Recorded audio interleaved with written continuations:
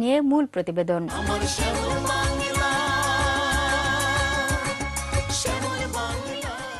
নড়াইলের কৃষক জিয়াউর রহমান অনেক স্বপ্ন নিয়ে তার ৬% জমিতে চাষ করেছিল জিরা।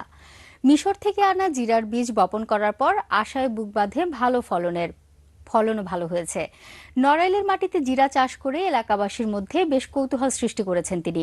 দর্শক, এখন আপনাদের জন্য থাকছে জিরা চাষ নিয়ে মূল প্রতিবেদন পর্ব। তো চলুন মূল প্রতিবেদনটি দেখে আসা যাক।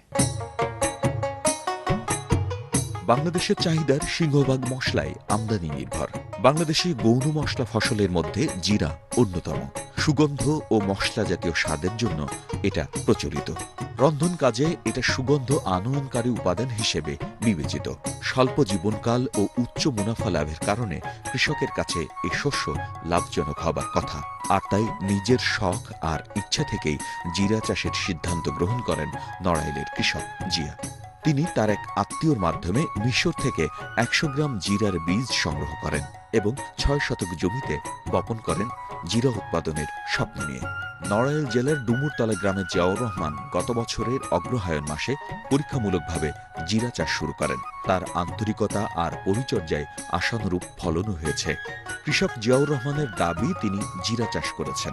আমার এক আত্মীয়র মাধ্যমে মিশর থেকে এই জিরার বীজ আমি আনছি। সেভাবে আমি নিজের ইচ্ছায় এই ৬ শতক জমির উপর আমি চাষ করেছি। আমি মনে করি এটা জিরা মনে করে আমি চাষ করেছি। অগ্রহায়ণ মাসে চাষ করেছি। যখন আমার চারা ১ ফুট হয় তখন আমি চারার গতি বুঝে সেচ দিছি। এভাবে আস্তে আস্তে চারাগুলো বড় হয়েছে। এখন আমার এলাকার মানুষ এখানে সবসময় আসে। আমি ২জন লোকও রাখছি এখানে। আসলে দেখতে কিছুটা জিরার মতো হলেও আকৃতি বা গন্ধ জিরার মতো নয়। জিরা গাছের আকৃতি ও ফলের রং আর নড়াইলের জিরার মধ্যে তফাৎ বেশ পরিলক্ষিত হয়। আর সে কারণেই নড়াইল জেলার কৃষিবিদ ও কৃষি সম্প্রসারণ অধিদপ্তরের উপপরিচালক শেখ আমিনুল হক এটার পরীক্ষা নিরীক্ষা করে জানালেন, এটা জিরা না, এটা জিরার কয়েকটা প্রজাতির মধ্যে একটি, যার নাম সলু। সরেজমিনে এই ক্ষেত আমি দেখি এবং আমি এটা কিছুটা স্বাদ নেওয়ার জন্য আমি চিবিয়ে দেখি। তো আমার কাছে গ্রিন অবস্থায়, সবুজ অবস্থায় জিরার যে স্বাদ, এটা আমি পরিপূর্ণভাবে পাই না। তো মশলা গবেষণা কেন্দ্র বগুড়া থেকে ২জন বিজ্ঞানী এখানে আসেন। ওনারা বলছেন এটা হলো জিরার মতোই, কিন্তু এটা জিরা না, এটা হলো সলুক বা সোরা, ইংরেজিতে এটাকে বলে ডিল। আর এই কৃষক, ওনার একটা ধারণা যে আমি যেখানে গবেষণা পারিনি আমি সেখানে সফল হয়েছি, এটা বোধহয় আমাকে ঠকানো হচ্ছে। আসলে তা না। এটা ওনাকে যে বীজ দিয়েছেন, এটা আসলে জিরার বীজ হিসেবে সলুকের বীজ দিয়েছেন। তবে সলু যে নড়াইল জেলার মাটিতে চাষ করা সম্ভব এবং এটা কৃষকের মুখে হাসি ফোটাতে পারবে, তারই প্রাথমিক হাতছানি জিয়াউর রহমানের এই পরীক্ষামূলক চাষ। তবে কৃষিবিদেরা বলছেন, কেউ যেন বিভ্রান্তিতে না পড়ে যে এটা জিরা।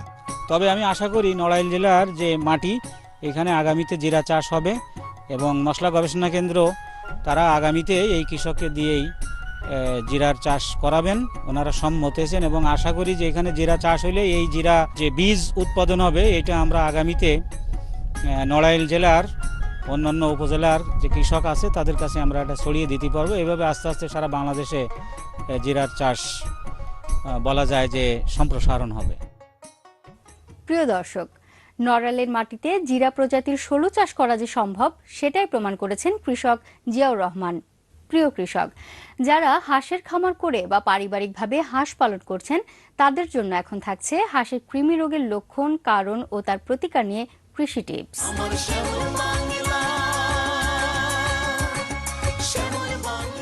হাঁস পালন যেমন লাভজনক, তেমনি ঝুঁকিও রয়েছে।